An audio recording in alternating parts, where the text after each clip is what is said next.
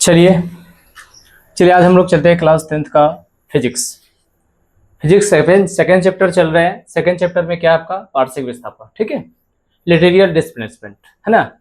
लेटेरियल displacement मतलब पार्शिक विस्थापन क्या होता है, आप इससे पहले उसमें पढ़े होंगे प्रकाश के परावर्तन में। तो परावर्तन में आप देखोगे कि लेफ्ट का भाग राइट की तरफ और राइट का लेफ्ट की तरफ दिखा देता है।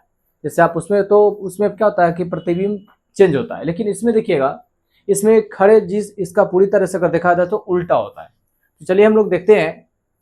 सबसे पहले देखेंगे कि आप देखेंगे कि पार्शिक विस्थापन होता क्या है। सबसे पहले पार्शिक विस्थापन होता क्या है, सबसे पहले देखिए कांच है, तो कांच स्लैब से निकलने वाली जो निर्गत किरण है, जैसे स्लैब से निकलेगी कांच से जो प्रकाश निकलती है, मान के चलिए कि ये कांच है और इस कांच से अगर प्रकाश इधर की तरफ निकल रही होती है तो जो इमरजेंट जो रे होता है तथा आपतित किरण मतलब आने वाली जो किरण होती है वह इंसिडेंट रे के मूल पथ के बीच की दूरी, लांबिक दूरी को पार्शिक विस्थापन कहते हैं। इसके बीच जो लंबवत होगा उसको हम लोग क्या कहते हैं, मतलब कि पार्शिक विस्थापन। पार्शिक विस्थापन का मतलब जरा ध्यान दीजिए कि यह कांच है ना, और यहां से अगर कोई जो है कि वस्तु रखा गया तो यहां से जो आएगी तो इसकी लांबिक जो दूरी होगी उस दूरी को हम लोग क्या करते हैं, पार्शिक विस्थापन बोलते हैं। तो जरा ध्यान दीजिए, जिसको हम लोग बोलते हैं लेटियर शिफ्ट या लेटेरियल डिस्प्लेसमेंट बोलते हैं, ठीक है।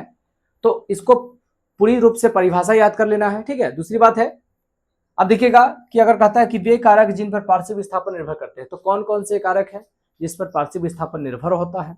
तो पार्शिक विस्थापन में वो कौन कौन से कारण जिस पर पूरी तरह से वो निर्भर रहते हैं, तो जरा ध्यान दीजिए। Factor of on which lateral shift dependents, मतलब किस पर वह निर्भर रहते हैं। तो जरा ध्यान दीजिए, पार्शिक विस्थापन कांच स्लैब की मोटाई का सीधा समानुपाती होता है।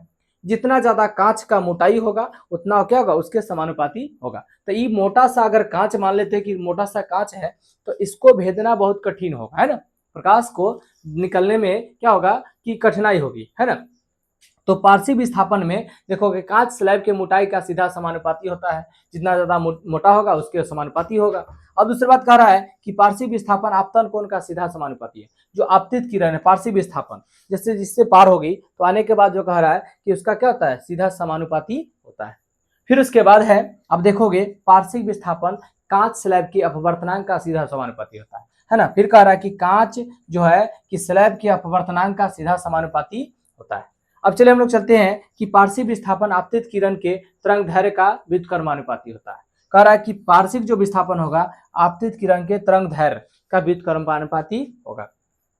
अब जरा ध्यान दीजिए, हम लोग चलते हैं प्रकाश के अपवर्तन के प्रभाव। जैसे प्रकाश के अपवर्तन क्या होता है, तो कहने का मतलब है कि आप समझ चुके हैं कि प्रकाश का इससे पीछे वाले क्लास में आपको पढ़ा दिया गया था कि प्रकाश का अपवर्तन होता क्या है। तो जब प्रकाश की एक माध्यम से दूसरे माध्यम में प्रवेश करती है तो अपने अभिलंब से अभिलंब की दिशा को परिवर्तित कर देती है, मुड़ने की क्रिया को प्रकाश का अपवर्तन कहते हैं। तो प्रकाश के अपवर्तन के क्या क्या प्रभाव होते हैं उस चीज को देख लीजिए।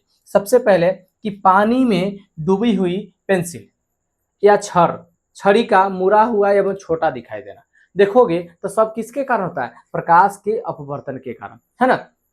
जब आप देखोगे कि पानी में अगर जो है कि कोई भी चीज डूबा हुआ है ना, पेंसिल है, तो देखोगे कि मुड़ा हुआ दिखेगा, मुड़ा हुआ दिखता है और छोटा दिखता है। क्या दिखता है, छोटा दिखता है। सब किसके कारण, प्रकाश के अपवर्तन के कारण। तो आपको पता है कि क्योंकि उसमें जो प्रकाश की किरण है पानी में जैसी प्रवेश करती है तो उसके अपवर्तित हो जाती है, वो अपने अभिलंब से क्या करती है, दूर हट जाती है, जिसके कारण है ना कि वह छोटा हुआ या मुड़ी हुई प्रतीत होता है।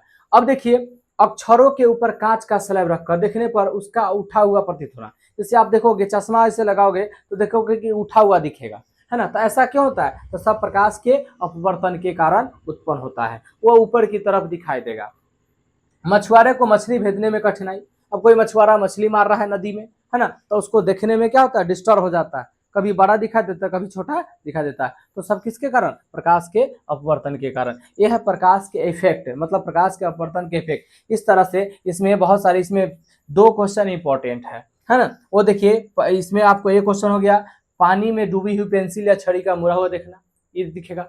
या आप देखोगे कि आप किसी भी ग्लास में एक सिक्का को गिराओगे तो सिक्का जो है कि सीधा खड़ा हुआ दिखेगा, या सीधा पूरा मतलब दिखेगा कि ऊपर उठा हुआ है। ऐसा क्यों होता है? तो सब किसके कारण? प्रकाश के अपवर्तन के कारण उत्पन्न होता है। ठीक है, इसके बाद हम लोग चलते हैं आगे। है आपका पॉइंट है ना, आगे आपका पॉइंट है अपवर्तनांक, रिफ्रैक्टिव इंडेक्स। अपवर्तनांक क्या होता है? ठीक है, तो अपवर्तनांक आपको पता है ना, किसी पदार्थ का अपवर्तनांक आपतन कोण के मान पर निर्भर नहीं करता है, बल्कि प्रकृति के प्रकाश के तरंग दैर्ध्य पर वह क्या करता है, मतलब कि रंग पर निर्भर करता है। ठीक है, तो अगर देखा जाए तो है ना, तो चलिए इसको इतना पहले आप लोग कर लीजिए, है ना, इसको कर लीजिए, उसके बाद आगे हम लोग चलते हैं।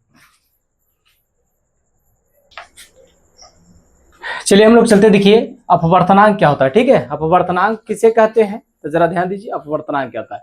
रिफ्रैक्टिव इंडेक्स, जिसको हम लोग इंग्लिश में रिफ्रैक्टिव इंडेक्स बोलते हैं, अपवर्तनांक होता है। तो अपवर्तनांक होता क्या है, तो देखिए आप, कहता है कि किन्हीं दो माध्यम, है ना, दो माध्यम हवा एवं कांच, हवा ले लीजिए या तो कांच ले लीजिए, दो माध्यम है ना। एक माध्यम देखिए इसमें आप ले लीजिए, इसको ऊपर हो गया आपका हवा, है ना, अगर देखा जाए तो ऐसे ये हवा हो गया, इधर हो गया आपका कांच। ठीक है, ये कांच हो गया। तो जरा ध्यान दीजिए, दो माध्यम ले लीजिए, है ना, M1 M2, चाहे N1 N2, दो को माध्यम ले लेते हैं। ठीक है, दो माध्यम है, तो जरा ध्यान दीजिए, कहता है कि किन्हीं दो माध्यम हवा या कांच, या हवा या जल, हवा या जल भी ले सकते हैं, दो माध्यम ले सकते हैं, है ना, कांच ले लीजिए या हवा ले लीजिए, या तो जल ले लीजिए। ठीक है, तो देखिए इसमें कहता है कि लिए आपतन कोण की जया साइन तथा अपवर्तन कोण की जया साइन का अनुपात नियतांक होता है, जो अपवर्तनांक कहलाता है। क्या कहलाता है? जो अपवर्तनांक कहलाता है। कहता है कि जरा ध्यान दीजिए कि किन्हीं दो माध्यम है हवा एवं कांच या हवा एवं जल के लिए आपतन कोण की जया, है ना, साइन तथा अपवर्तन कोण के जया का अनुपात क्या होता है? अपवर्तन कोण के जया का अनुपात एक नियतांक होता है, जिसे हम क्या कहते हैं? अपवर्तनांक कहते हैं। अपवर्तनांक को हम म्यू से सूचित करते हैं, इसको म्यू बोलते हैं, है ना, ऐसे इसको म्यू बोला जाता है, इसको अथवा इसको भी न्यू, जिसको भी से हम सूचित करते हैं, इसको न्यू कहते हैं, है ना, न्यू से सूचित किया जाता है। अपवर्तनांक देखिए म्यू या भी बराबर साइन आई बटा साइन आर इक्वल टू क्या होता है? ए माइक्रो क्या है? ए माइक्रो जी। तो जरा ध्यान दीजिए, है ना, बराबर में होगा, नियतांक होगा, है ना। तब देखिए कहता है, अब इस बात को ध्यान रखिएगा कि इसका कोई भी मात्रक नहीं होता, इसका यूनिट नहीं होता है, इसका इकाई अगर देखा जाए तो अनेक रूप में अगर देखा जाए तो इसका दो जो राशि होगा समान अनुपात में होगा, इसलिए इसका कोई मात्रक नहीं है। अगर समान अनुपात में राशि नहीं रहता तब इसका मात्रक होता है, इसीलिए कहा जाता है कि इसका जो मात्रक होगा नहीं हो सकता है। किसी पदार्थ का अपवर्तनांक आपतन कोण के मान पर निर्भर नहीं करता है। इस बात को हमेशा याद रखिएगा कि कोई भी जो पदार्थ होगा अपवर्तनांक आपतन कोण के मान पर निर्भर नहीं करता है, लेकिन पदार्थ की प्रकृति और प्रकाश के रंग पर निर्भर जरूर करता है। प्रकार की प्रकृति कैसा होगा, तो हवा जिस हिसाब से होगा, कांच जिस हिसाब से होगा, है ना, उसके हिसाब से ना होगा, मौसम जिस हिसाब से होगा उसके हिसाब से वो निर्भर कर सकता है, लेकिन पदार्थ के हिसाब से उसका आपतन कोण का मान निर्भर उस पर नहीं करता है। तो इसलिए इस बात को हमेशा आप ध्यान में रखिएगा। अपवर्तनांक बराबर होता है निर्वात में प्रकाश की चाल बटा किसी माध्यम में प्रकाश के चाल होता है। ठीक है, तो अब इसका फॉर्मूला होता है अपवर्तनांक बराबर, है ना, अपवर्तनांक बराबर फॉर्मूला होता है ना। तो देखिए होता है कि प्रकाश में मतलब क्या, निर्वात में प्रकाश की चाल, निर्वात में प्रकाश की चाल अब बटा किसी माध्यम में प्रकाश की चाल, है ना, कहा जाता है कि किसी माध्यम में प्रकाश की चाल है। इस तरह से इसकी फॉर्मूला होता है, इसको याद कर लीजिएगा। ठीक है, तो इसको आज भर के ले लीजिए अपवर्तनांक तक, फिर आगे हम लोग चलेंगे लेंस सूत्र के बारे में चलेंगे, है ना, इस तरह से। ठीक है।